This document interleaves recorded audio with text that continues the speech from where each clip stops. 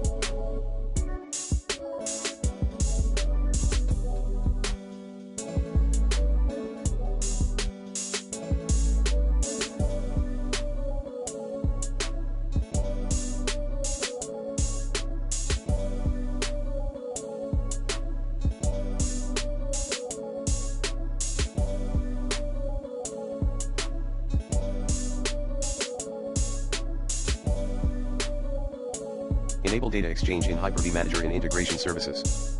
4. Start Hyper-V Data Exchange Service. 5. Uninstall then reinstall your mouse driver.